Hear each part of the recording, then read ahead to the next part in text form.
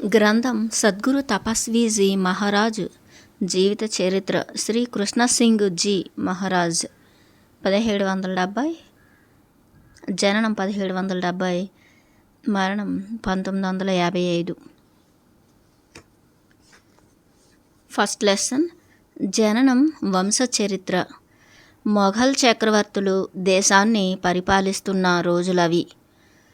పంజాబ్ రాష్ట్రంలో పాటియాలా అనేది ఒక చిన్న సంస్థానం. సంస్థానాధిపతి మహారాజా మంగళ సింగ్, అతని భార్య మహారాణి నందా కౌర్. అప్పటికే పంజాబ్లో బాగా వ్యాపించిన సిక్కు మతాన్ని స్వీకరించిన వారిది రాజపుత్ర వంశం. వారికి 2 కుమారులు. పెద్ద కొడుకు హరిభక్త సింగ్, చిన్ననాడు కృష్ణ సింగ్. చిన్నవాడు కృష్ణసింగ్. 1770 సంవత్సరం మార్చి నెలలో ఏకాదశి గురువారం రోజు జన్మించాడు. బాల్యంలో బలంగా, ఎత్తుగా, చక్కని శరీర సౌష్ఠవంతో పుష్టిగా ఉండేవాడు. అతని దేహ దారుఢ్యానికి, బలానికి, ఓర్పుకు, పౌరుషానికి చిన్నప్పుడు త్రాగిన తల్లిపాలే కారణం. వయస్సులో చిన్నవాడైన హరిభక్త సింగ్ కన్నా బలంగా ఉండేవాడు. మాతృమూర్తి జీవించినంతకాలం కృష్ణసింగ్ బాల్యం సుఖంగా సాగింది. అతని 6వ ఏట తల్లి మరణించింది. అప్పటి నుండి అతనికి కష్టాలు ఆరంభమయ్యాయి. తండ్రి 2వ పెళ్లి చేసుకున్నాడు.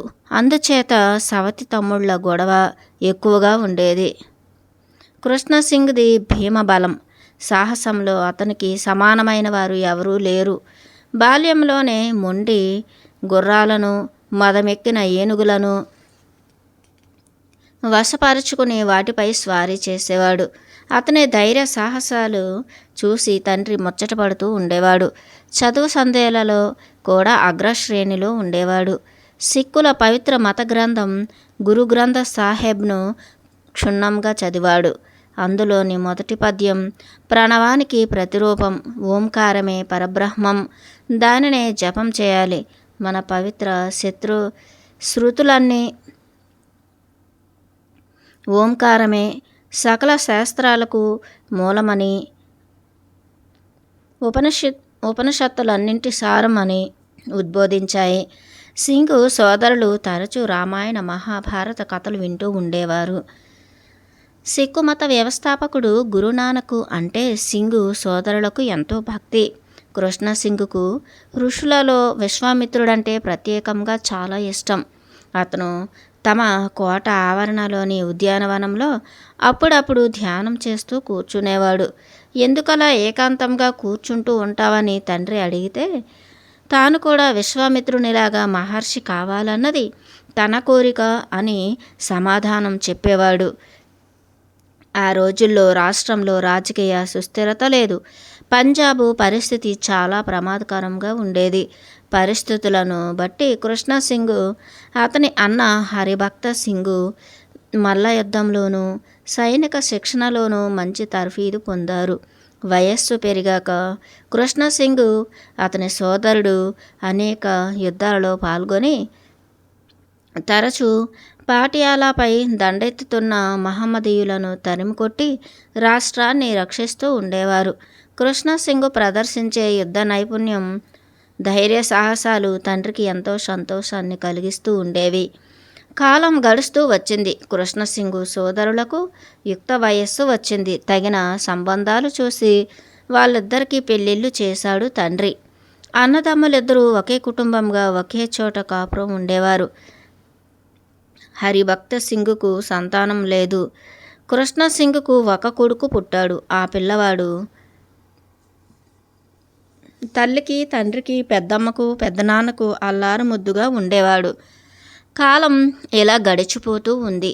సంస్థానంలో అత్యవసర పరిస్థితి నెలకొని ఉండటం వలన సరిహద్దుల రక్షణలోనూ, యుద్ధభూమిలో సైనిక కార్యకలాపాలను తలమునకలై కృష్ణసింగ్ ఇంటికి దూరంగా చాలా కాలం నివసించవలసి వచ్చింది.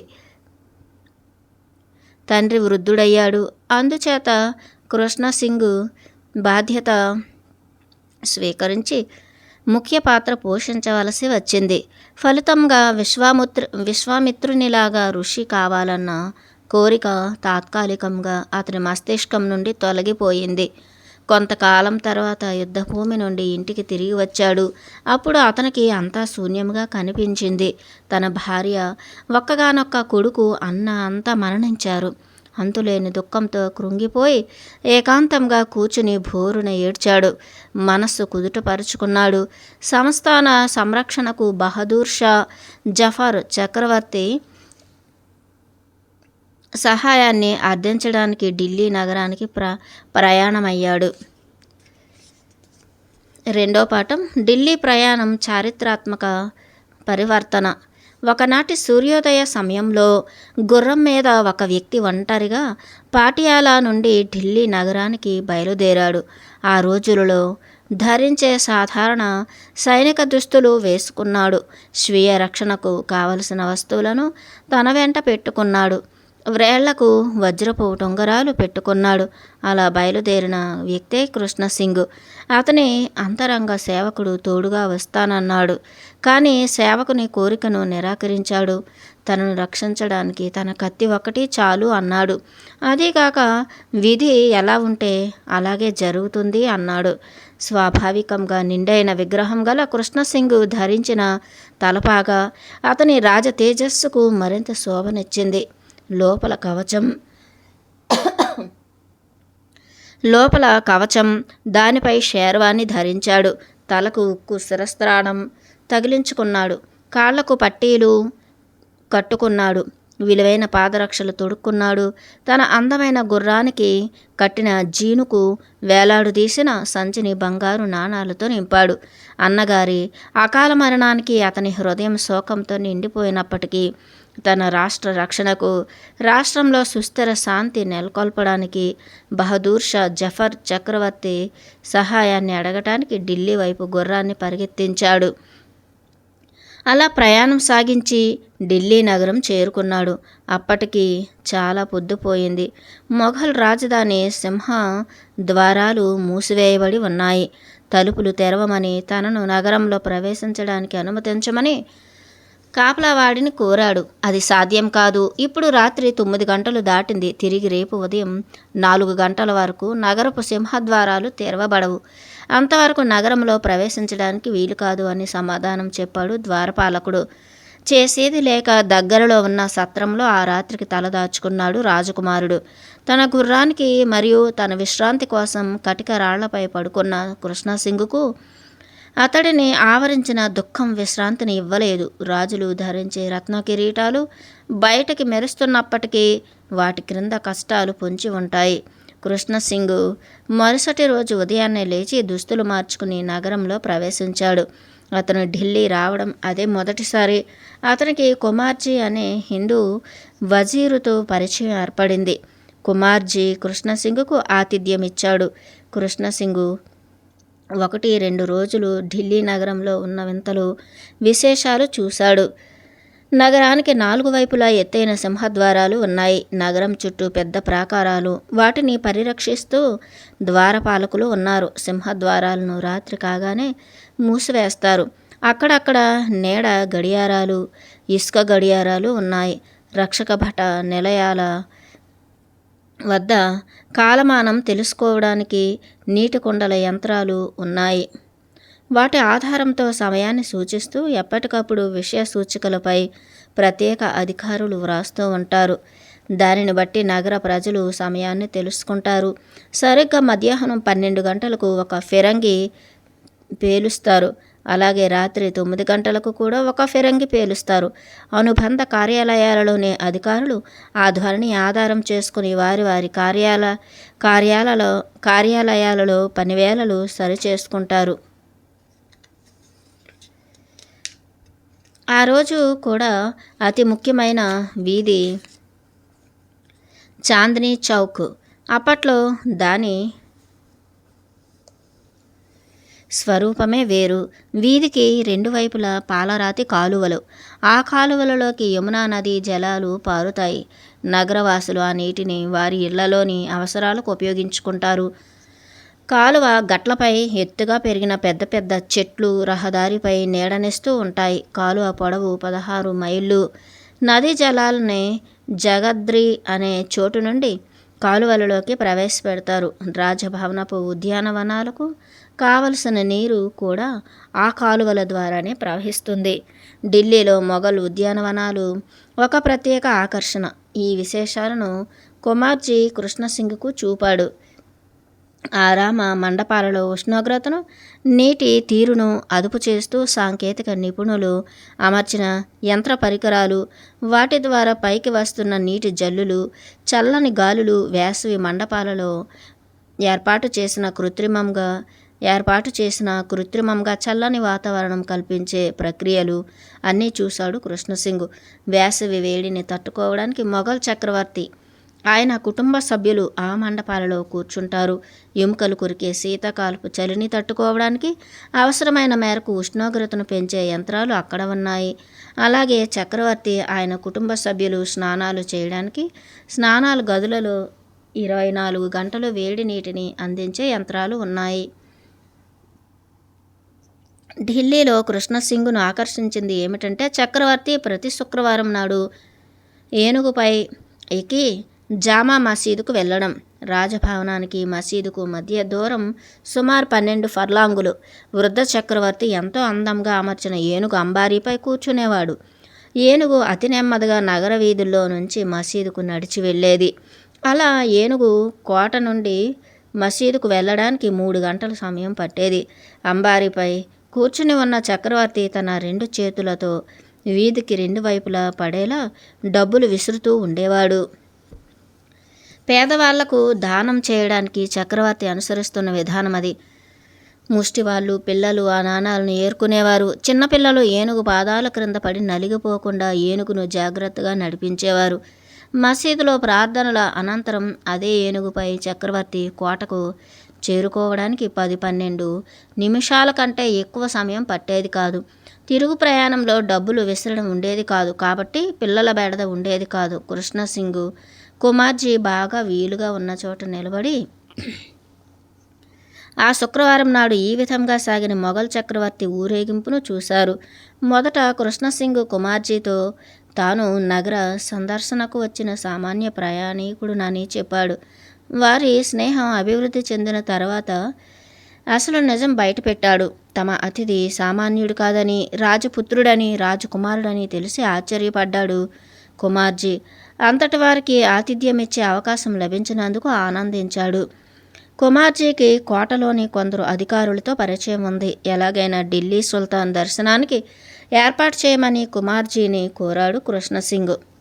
కుమార్జీ అందుకు సంబంధించిన అధికారిని కలుసుకుని కృష్ణసింగ్ రాకకు గల కారణాన్ని తెలియజేశాడు.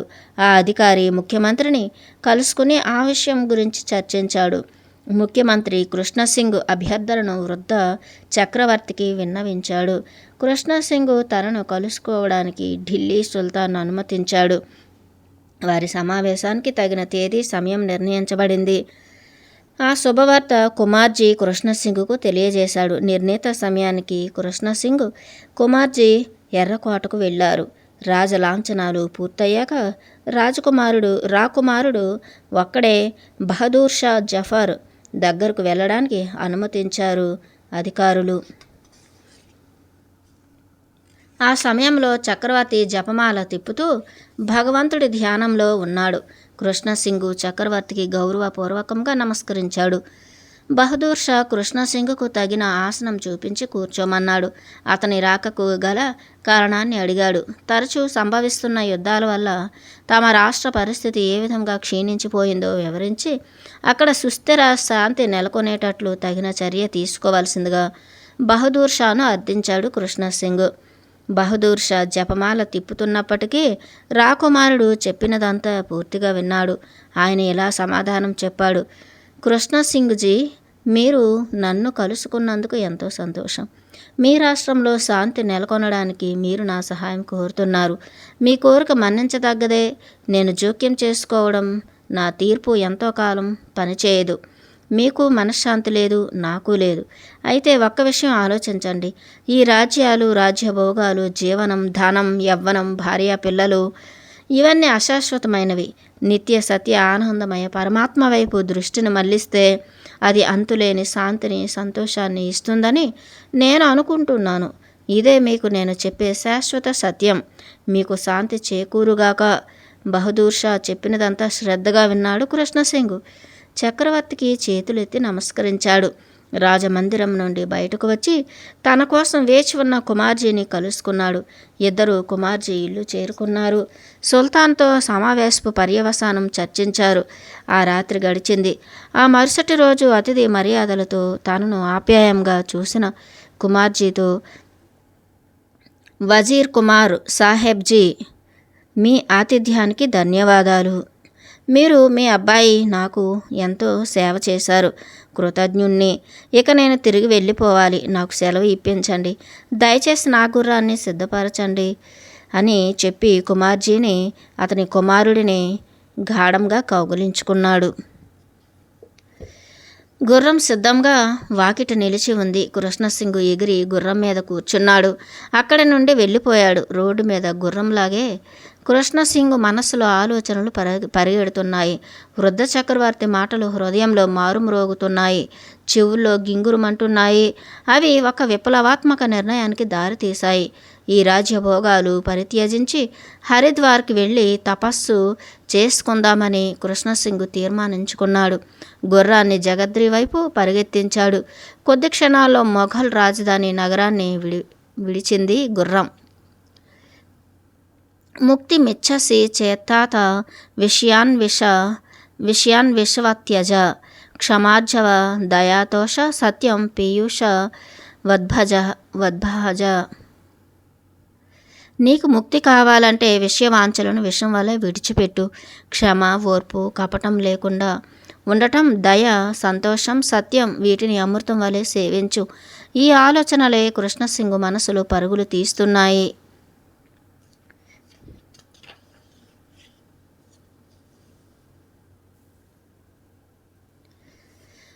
మూడో పాఠం సర్వసంగ పరిత్యాగం. కొన్ని మైళ్ళు ప్రయాణించి ఒక 4 రోడ్ల కూడలిని చేరుకున్నాడు. అందులో ఒకటి పాటియాలాకు వెళ్ళే దారి, వేరొకటి షారాన్పూర్కు వెళ్ళే మార్గం. పాటియాలా దారిని విడిచిపెట్టి ఉద్దేశపూర్వకంగానే షారాన్పూర్ వైపు గుర్రాన్ని మళ్లించాడు. హరిద్వార్ చేరడానికి మార్గం అదే. విశ్వాసపాత్రమైన అతని గుర్రం ఆ దారినే పరుగు తీసింది. తన జన్మభూమి పంజాబ్ గడ్డపై ఏక కాలు పెట్టదని ఆ గుర్రానికి తెలియదు. షారాన్పూర్ రోడ్డుపై స్వారీ చేస్తున్న కృష్ణసింగ్ ప్రయాణానికి అకస్మాత్తుగా ఒక ఆటంకం కలిగింది. ఆత్మావలోకనంలో తనను తాను ఉద్ధరించుకోవాలన్న కృష్ణసింగ్ ప్రయత్నానికి అది మొదటి సంఘర్షణ.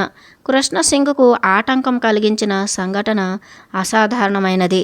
దానిని అతను జయించిన తీరు ఆశ్చర్యకరమైనది. త్వరగా హరిద్వార్ చేరుకునే సంకల్పంతో అతను వేగంగా ప్రయాణం సాగిస్తున్నాడు. అకస్మాత్తుగా పెద్దగా బుసలు కొడుతూ నాగుపాము ఒకటి అతన్ని వెంట తరుముతోంది. అతడు వెనక్కి తిరిగి పామును చూశాడు, కానీ ఆ పాము తననే వెంబడిస్తోందని అతను ఊహించలేదు. గుర్రపు వేగాన్ని పెంచి ముందుకు సాగిపోయాడు. అయితే పాము కూడా వేగాన్ని పెంచి గుర్రం వెనుక అమిత వేగంతో పాకుతూ అతి భయంకరంగా బుసలు కొడుతోంది. అది గమనించాడు కృష్ణసింగ్. అపాయాన్ని గుర్తించాడు. కోపంతో వెంటనే గుర్రాన్ని దిగాడు. వర నుండి కత్తి తీశాడు. ఆ పాము మీద దాడి చేశాడు. ఆ పాము సాధారణమైంది కాదు. దెబ్బను తప్పించుకుంది. భయభ్రాంతులు గులుపుతూ ఉవ్వెత్తున అతనిపైకి లేచింది. కృష్ణసింగ్ మంచి నేర్పరి. చటుక్కున పక్కకు తప్పుకున్నాడు. మళ్ళీ కత్తితో పాము మీద దాడి చేయబోయాడు. అలా చాలాసార్లు ప్రయత్నించాడు, కానీ ఆ పామును కొట్టలేకపోయాడు. చివరకు పాము దగ్గరలో ఉన్న పొదల్లోకి వెళ్ళిపోయింది. వచ్చిన ఆపద తొలగిపోయింది అనుకుని గుర్రం ఎక్కి ముందుకు ప్రయాణం సాగించాడు. 5-6 ఫర్లాంగుల దూరం ప్రయాణించాడు. మళ్ళీ తన వెనుక నుండి పాము బుసకొడుతున్న శబ్దం విన్నాడు. వెనక్కు తిరిగి చూశాడు. అదే పాము శరవేగంతో తనను వెంటాడడం గమనించాడు. వెంటనే గుర్రం దిగి గుర్రాన్ని పక్కనున్న చెట్టు దగ్గరకు తోలాడు. కత్తి తీసి దారిని అడ్డంగా నిలబడ్డాడు. విరుచుకు పడుతున్న కెరటంలా ఉరకలు వేస్తూ వచ్చి అతన్ని కాటు వేయబోయింది పాము. అప్రమత్తంగా ఉన్న కృష్ణసింగ్ ప్రక్కకు తప్పుకున్నాడు. పొడవైన కత్తితో దాన్ని ఎదుర్కొన్నాడు. ఇలా చాలాసేపు కృష్ణసింగుకు సర్పానికి మధ్య తీవ్రమైన యుద్ధం సాగింది. పామును చంపడం మాట అటుంచి కనీసం దాని మీద ఒక దెబ్బ కూడా వెయ్యలేకపోయాడు. అయితే పామును చంపడం ఎందుకులే అనుకుని అదిలించి అక్కడి నుండి తరిమేశాడు. కత్తిని వరలో దించి గుర్రాన్ని ఎక్కి ప్రయాణాన్ని ముందుకు సాగించాడు. అలా చాలా దూరం ప్రయాణించాడు. కొంతసేపు అయింది. అదే పాము అతని కంటే ముందు వెళ్ళి రహదారి మధ్యలో అడ్డుగా తోకపై నిలబడి ఉండటాన్ని గమనించాడు. గుర్రం కంగారు పడి కాలు ముందుకు కదపలేదు. పాము తనకంటే ముందుగా ఎలా వెళ్ళగలిగిందో అతనికి అంతుపట్టలేదు. ఇదేదో సామాన్యమైన పాము కాదు, కాకపోతే అంత త్వరగా ముందుకు ఎలా వెళ్ళగలదు అన్న ఆలోచనలో పడ్డాడు. తన ధైర్యం, సాహసం ఖడ్గం ద్వారా సాధించలేకపోయిన దాన్ని తన ప్రార్థన ఒక్కటే సాధించగలదు అనుకున్నాడు. సర్పరాజుకు మోకరిల్లడం తప్ప వేరే గత్యంతరం లేదు అనుకున్నాడు. ఇది తన హరిద్వార్ ప్రయాణానికి పరీక్షగా పాము రూపంలో వచ్చిన పరమేశ్వరుని మాయ తప్ప మరొకటి కాదు అని నిశ్చయించుకున్నాడు. ఈ విధంగా భగవంతుడు తనను కఠిన పరీక్షకు గురి చేస్తున్నాడు అనుకున్నాడు. భౌతిక సుఖాలను పరిత్యజించి సన్యాసిగా మారిపోదలిచిన తన దృఢ నిర్ణయం తిరుగులేనిదని, పామును నమ్మించవలసిన అవసరం ఉందని భావించాడు. ఇలా ఆలోచించి రాకుమారుడు తన శిరస్త్రాణం, తలపాగా, కరవాలం తీసి ప్రక్కన పెట్టాడు. తన నిర్భయత్వాన్ని సూచించడానికి నిరాయుధుడు అయ్యాడు. భక్తితో 2 చేతులు జోడించి పాముకు ఎదురుగా నిలబడి, ఓ సర్పరాజా, చూస్తుంటే నువ్వు భగవంతుని మాయగా తోస్తున్నావు. తపస్సు కోసం గంగ ఒడ్డుకు వెళ్తున్నాను. భగవంతుని దర్శించాలని నా కోరిక. దయచేసి నాకు ఆటంకం కలిగించకు. నా దారికి అడ్డురాకు. నన్ను కటాక్షించు. నేను నీకు లోబడిపోయాను అని ప్రార్థించి సర్పానికి ఎదురుగా సాష్టాంగపడి లేచాడు. ఆ పాము ఒక్క అంగుళం కూడా ముందుకు కదలలేదు. అటూ ఇటూ కొద్దిసేపు పడగను ఆడించింది. పడగను నింపాదిగా నేలపై దించింది. అక్కడి నుండి నెమ్మదిగా పక్కనున్న పొదల్లోకి వెళ్ళిపోయింది. పాము తిరిగి వస్తుందేమో అని కొంతసేపు వేచి చూశాడు, కానీ పాము తిరిగి కనిపించలేదు. ఇక పాము బేడద ఉండదని నిశ్చయించుకున్నాడు. శిరస్త్రాణం, తలపాగా ఎప్పటిలాగా ధరించాడు. గుర్రం ఎక్కి వెనుతిరగకుండా ముందుకు ప్రయాణాన్ని సాగించాడు. విరామం లేకుండా పరిగెత్తి గుర్రం చాలా అలసిపోయింది. బాధతో కుంటడం మొదలుపెట్టింది. అలా ఢిల్లీ నగరం విడిచింది మొదలు విశ్రాంతి లేకుండా 60 మైళ్ళు ప్రయాణించింది ఆ విశ్వాసం గల గుర్రం. అది ఒక ఏకాంత ప్రదేశం. ఢిల్లీ నుండి అంత దూరం తనను సురక్షితంగా తీసుకువచ్చినందుకు గుర్రం నుదుటిన ప్రేమపూర్వకంగా చుంబించాడు. సాయంత్రం కాబోతోంది. అందుచేత కృష్ణసింగు త్వరపడాలి. తాను నిలబడిన అవనయే సాక్షి, వీస్తున్న పవనమే సాక్షి, పశ్చిమాన అస్తమిస్తున్న సూర్యుడే సాక్షి, అన్నింటికీ మించిన తన అంతరాత్మే సాక్షి. దుస్తులు పూర్తిగా తీసివేశాడు. నగ్నంగా నిలబడ్డాడు. కృష్ణసింగు మంచి పొడగరి, కండలు తిరిగిన అతని శరీరం ఎండలో, గాలిలో అలా నిలబడి ఉంది. ఆ తరువాత అతను తలపాగాను ముక్కలుగా చించాడు. ఒక ముక్కను పేని మొలకు పట్టీలా కట్టుకున్నాడు. మరో మొక్క తీసి కౌపీనం పెట్టుకున్నాడు. ఇంకో మొక్క తీసి అంగవస్త్రంగా కట్టుకున్నాడు. తలపాగా గుడ్డ తీసి నేలపై పరిచాడు. తన కత్తి, దుస్తులు, ఆభరణాలు, బంగారు నాణాలు, ఉంగరాలు అన్నీ ఆ గుడ్డపై కుప్పగా పోశాడు. ఇంతలో అతనికి ఒక ఆలోచన వచ్చింది. తన హరిద్వార్ ప్రయాణానికి అవసరమైతే ఆహారం కోసం అమ్ముకోవడానికి పనికి వస్తుందని ఆలోచించి గుడ్డపై ఉన్న ఆ కుప్పలో నుంచి విలువైన వజ్రపు ఉంగరం ఒకటి తీశాడు. మొలకు కట్టిన పట్టీ తీసి అందులో ఉంగరాన్ని మూటకట్టి తిరిగి పట్టీ మొలకు కట్టుకొని యథాపూర్వం కౌపీనం ధరించాడు. అయితే ఆహారం కోసం ఆ ఉంగరాన్ని అమ్ముకోవలసిన అవసరం అతనికి ఎన్నడూ కలగలేదు. ఆత్మావలోకనంలో నిమగ్నుడు కావడం చేత కౌపీనంలో ఉన్న ఉంగరం సంగతి కాలక్రమేణా మరచిపోయాడు. ఆ తర్వాత కృష్ణసింగు గుడ్డపై పడేసిన కుప్పలోంచి 2 కాగితాలు తీసుకున్నాడు. పక్కనున్న పొదలోంచి నీలిరంగు గల పళ్ళరసం దొప్పగా చేసిన ఒక ఆకులో పిండి ఆ రసంతో పుల్ల తీసుకుని 2 కాగితాలపై ఇలా వ్రాశాడు. గుర్రానికి కట్టిన ఈ గుడ్డ మూటలో విలువైన వస్తువులు, నాణాలు ఉన్నాయి. వాటిని ఎవరైనా స్వేచ్ఛగా తీసుకోవచ్చు. అయితే ఈ గుర్రాన్ని ప్రేమపూర్వకంగా జాగ్రత్తగా చూస్తూ కాపాడడానికి బాధ్యత వహించాలి. ఆ 2 కాగితాలలో ఒకదాన్ని గుర్రం జీనుకు కట్టాడు. రెండవది గుర్రం మెడలో వేలాడదీశాడు. తర్వాత గుర్రం జీనుపై మూటను కట్టాడు. ఇదంతా గమనించిన గుర్రం కన్నీరు కార్చడం మొదలుపెట్టింది. కృష్ణసింగు కూడా కన్నీరు కార్చాడు. గుర్రానికి వీడ్కోలు చెబుతూ, నేను భగవంతుని వెతుక్కుంటూ వెళ్తున్నాను. నిన్ను ఒంటరిగా విడిచిపెట్టినందుకు బాధపడకు. నేను అన్నింటినీ వదులుకున్నాను. నిన్ను ఇక్కడ కనుగొనే అదృష్టవంతుడు నిన్ను తప్పకుండా కాపాడుతాడు. అలా చెప్పి గుర్రం మెడను కౌగిలించుకున్నాడు. గుర్రాన్ని బుజ్జగించాడు. అవే మాటలు మళ్ళీ మళ్ళీ చెప్పాడు. దృఢచిత్తంతో వెనక్కు తిరగకుండా ఆ శూన్య ప్రదేశం విడిచి వెళ్ళిపోయాడు. కాళ్ళు బాగా అలసిపోయి ఇది ఇక ఒక్క అడుగును కూడా ముందుకు పడదు అన్నంత వరకు చాలా దూరం నడిచాడు. అప్పటికి బాగా చీకటి పడింది. ఒకవైపు బాగా అలసిపోయాడు, ఇంకోవైపు ఆకలి దహించి వేస్తోంది. ఇక ఒక అంగుళం కూడా ముందుకు కదలలేకపోయాడు. అజ్ఞాత ప్రదేశంలో ఒక చెట్టు క్రింద పడుకున్నాడు. యువరాజు నిరాశ్రయుడై బికారిగా మారాడు. సర్వసంగ పరిత్యాగి అయ్యాడు. ఇప్పుడు అతని మనస్సు తృప్తిగా ఉంది. యదహరేవ విరజేత్ తదహరేవ ప్రవ్రజేత్. వైరాగ్యభావం ఉదయించగానే సన్యసించాలి. ఇంతలో దగ్గరలో నివసిస్తున్న గ్రామస్తుడు ఒకడు లాంతరు చేతిలో పట్టుకుని ఆ దారిన వెళ్తూ చెట్టు క్రింద పడుకున్న సన్యాసిని చూసి ఆశ్చర్యపోయాడు. నూతన సన్యాసి రైతుని కాస్త ఆహారం నీరు అడిగాడు. అలా అతని మొదటి భిక్ష ప్రారంభమైంది. రైతు దగ్గరలో ఉన్న తన ఇంటికి త్వరగా పరిగెత్తుకుని వెళ్ళి ముతక రొట్టె మంచినీరు పట్టుకొని వచ్చి సన్యాసి ముందు ఉంచాడు. సన్యాసి అది వరకు ముతక జొన్న రొట్టె ఎన్నడూ తినలేదు. అందుచేత ఆ రొట్టెను తినలేకపోయాడు. అది గమనించాడు రైతు. వెంటనే ఇంటికి వెళ్ళి మెత్తని గోధుమ రొట్టెలు తెచ్చి సాధువు ముందు ఉంచాడు. సన్యాసి ఆ గోధుమ రొట్టెలు తిని కాస్త నీరు త్రాగి ఆకలి దప్పులు తీర్చుకున్నాడు. ఆ రైతు, సాధురాం, నువ్వు యుద్ధభూమి నుండి పారిపోయి వచ్చిన సిపాయివైనా అయి ఉండాలి, లేక కొత్తగా సన్యాసం స్వీకరించిన గొప్ప వంశంలో పుట్టిన శ్రీమంతుడివైనా అయి ఉండాలి. నీ అసలు కథ ఏమిటో చెప్పు అని ప్రశ్నించాడు. రైతు సూక్ష్మబుద్ధికి యువరాజు ఆశ్చర్యపోయాడు.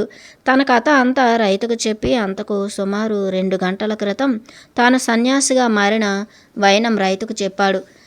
ఆ సాయంకాలం వరకు యువరాజుగా ఉండి హఠాత్తుగా సన్యాసం స్వీకరించిన మహానుభావుడికి ఆహారం పెట్టిన తన అదృష్టానికి రైతు సంభ్రమాశ్చర్యాలకు గురయ్యాడు. సన్యాసికి నమస్కరించి తన దారిన తాను వెళ్ళిపోయాడు. ఆ రాత్రి చెట్టు క్రింద పడుకుని శరీర బడలకు తీర్చుకున్నాడు నూతన సన్యాసి. హస్నీమహి వయం భిక్ష మాసావాసో వసీమహి శయీమహి మహి పృష్ఠే కుర్వీమహి కిమైశ్వర్యః. భిక్షాన్నం తింటాను, దిగంబరంగా ఉంటాను, నేలపై పడుకుంటాను, ఇక ఐశ్వర్యాలతో నాకేంటి పని అన్న స్థితికి క్షణకాలంలో చేరుకున్నాడు యువరాజు.